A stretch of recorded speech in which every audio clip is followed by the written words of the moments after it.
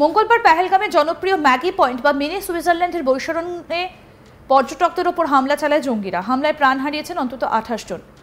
আহতের সংখ্যাও কম নয়, সেই সংখ্যাটা 50 পার করেছে। মৃতের সংখ্যা আরও বাড়তে পারে, কারণ আহতদের মধ্যে কয়েকজনের অবস্থা আশঙ্কাজনক। স্থানীয় সূত্রে খবর, প্রায় 40 মিনিট ধরে জঙ্গিরা এই তাণ্ডব লীলা চালায়। রীতিমতো পরিচয় জেনে তারপরে হিন্দুদের বেছে বেছে জানে শেষ করা হয়েছে পর্যটকদের। অপারেশনের পর ধীরে সুস্থে এলাকা ছাড়ে জঙ্গিরা। ঘটনায় বাংলায় 3 পর্যটকের মৃত্যু হয়েছে। এই ঘটনায় একদিকে যেমন শোকের ছায়া নেমে এসেছে, তেমনি এই নিয়ে রাজনৈতিক তরজাও তুঙ্গে। এই নিয়ে প্রতিক্রিয়া দিয়েছেন কংগ্রেস নেতা অধীর চৌধুরী। অধীর চৌধুরী জানান, কাশ্মীরের মাটিতে হিন্দুদের জানে শেষ করার ঘটনা কোনো নতুন কিছু নয়। এর আগেও হিন্দু ব্রাহ্মণদের জানে শেষ করা হয়েছে, যাতে হিন্দুরা জম্মু কাশ্মীরে না থাকে। কিন্তু ধীরে ধীরে মানুষ যখন ভরসা রেখে ফিরতে শুরু করেছে, পর্যটন শিল্প মাথা তুলেছে, সেখানে এই ঘটনা উদ্বেগের। এই ঘটনা ঘটানোর মূল কারণ হলো যাতে জম্মু কাশ্মীরে অমুসলিমদের কেউ না থাকতে পারে। এর মধ্যে কিছু উজ্জ্বল দিকের কথা অবশ্য তুলে ধরেছেন অধীর চৌধুরী। তিনি বলেন, পর্যটকদের স্থানীয় কাশ্মীরিরা বাঁচাতে ছুটে আসেন। সেটা করতে গিয়ে এক কাশ্মীরের মৃত্যু হয়েছে, তাই হিন্দু মুসলিম ন্যারেটিভ করা উচিত নয়। একই সঙ্গে তিনি বলছেন, জঙ্গিদের বেছে বেছে ভারত সরকারের তাদের খতম করা উচিত। সরকার তাদের খতম করার বিষয়টা নিশ্চিত করুক। তিনি ভারত সরকারকে প্রশ্ন করেন, স্বরাষ্ট্রমন্ত্রীকে তোপ দেখে বলেন, অকারণে ঔদ্ধত্য দেখানোর কোনো মানে হয় না। আইন ঠিক রেখে সন্ত্রাসের মোকাবিলা করতে গিয়ে বড় প্রতিশ্রুতির দরকার হয় না। এই প্রতিশ্রুতির কোনো উত্তর নেই। কি বলছেন কংগ্রেস নেতা অধীর চৌধুরী, শুনব। ভারতবর্ষে এই শক্তিটা আজকে নয়, জম্মু কাশ্মীরের ঘাটিতে আগেও হিন্দু হয়েছে, ব্রাহ্মণ পণ্ডিত হয়েছে, যাতে তারা কেউ জম্মু কাশ্মীরে না থাকে। এথনিক ক্লিনজিং যাকে বলে, সেটা এর আগেও করা হয়েছে। পণ্ডিতদের পলায়ন হয়েছে, কিন্তু ধীরে ধীরে যখন আবার সেখানে মানুষ ভরসা রেখে ফিরতে আরম্ভ করেছে, আবার সেখানে পর্যটন শিল্প মাথাচাড়া দিচ্ছে, তখন এই ধরনের ঘটনার মধ্য দিয়ে এক ভয়ঙ্কর বিপদের সংকেত আবার গেল। বেছে বেছে হিন্দু মারার কারণ তো একটাই, যে জম্মু কাশ্মীরে যেন অমুসলমান কেউ থাকার হিম্মত না পায়। কিন্তু এর মধ্যেও কতগুলো উজ্জ্বল দিকও আছে, যেটা আমাদের মনে রাখতে হবে। এই পর্যটকদের বাঁচাতে যারা ওখানে ঘোড়া চালায়, মানে ঘোড়ার পিঠে চাপিয়ে যারা ভ্রমণ করায়, শহীদ যাদেরকে বলে, তারা কিন্তু বাঁচাতে চেয়েছিল এই পর্যটকদের। তারা কিন্তু স্থানীয় কাশ্মীরি।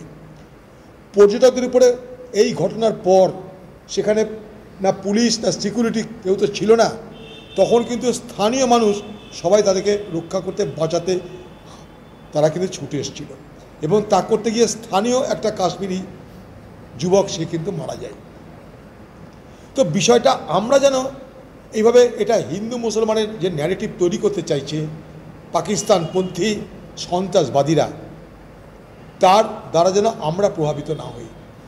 আমাদের কাছে হোক সন্ত্রাসবাদী, তুমি সন্ত্রাসবাদী, তোমার যোগ্য শাস্তি, তোমার জন্য মৃত্যুদণ্ড, সেই মৃত্যুদণ্ডকে নিশ্চিত করুক ভারতবর্ষের সরকার।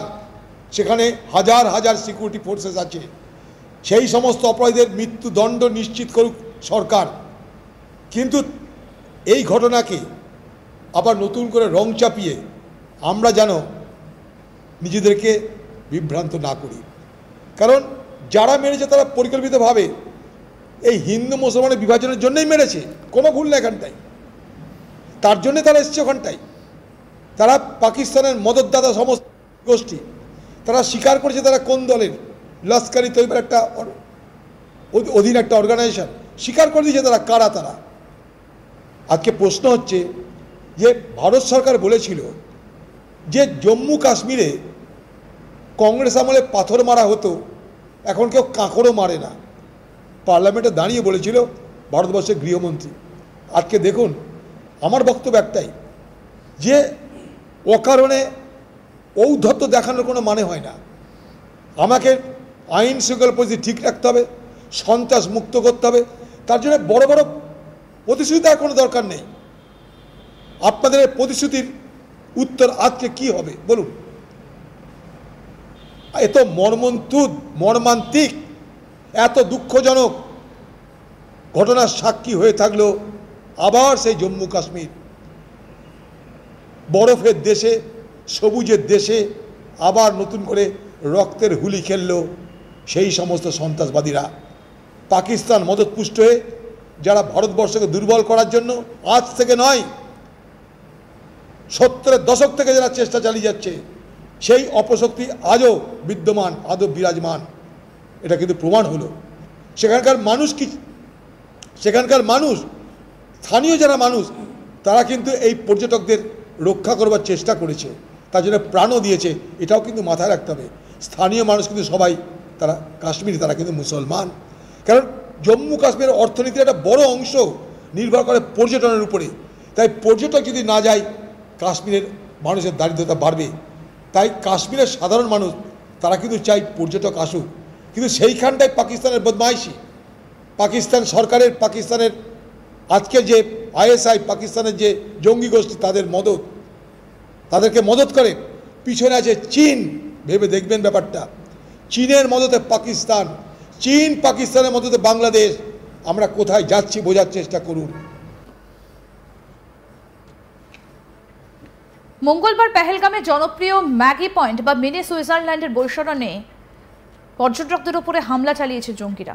হামলায় প্রাণ হারিয়েছেন অন্তত 28 জন। আহতের সংখ্যা কম নয়, সেই সংখ্যা 50 পার করেছে। মৃতের সংখ্যা আরও বাড়তে পারে, কারণ আহতদের মধ্যে কয়েকজনের অবস্থা আশঙ্কাজনক। স্থানীয় সূত্রে খবর, প্রায় 40 মিনিট ধরে জঙ্গিরাই তাণ্ডব লীলা চালায়। রীতিমতো পরিচয় জেনে তারপরে হিন্দুদের বেছে বেছে জানে শেষ করা হয়।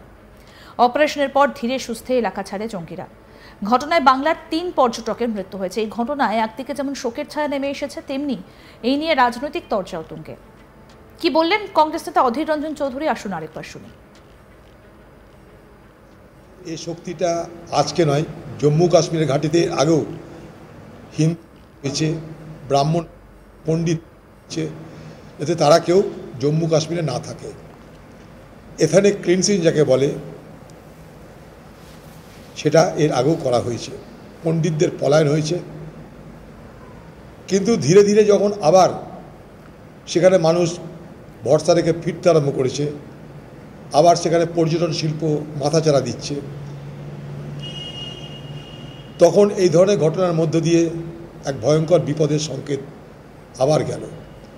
বেছে বেছে হিন্দু মারার কারণ তো একটাই, যে জম্মু কাশ্মীরে যেন অমুসলমান কেউ থাকার হিম্মত না পায়।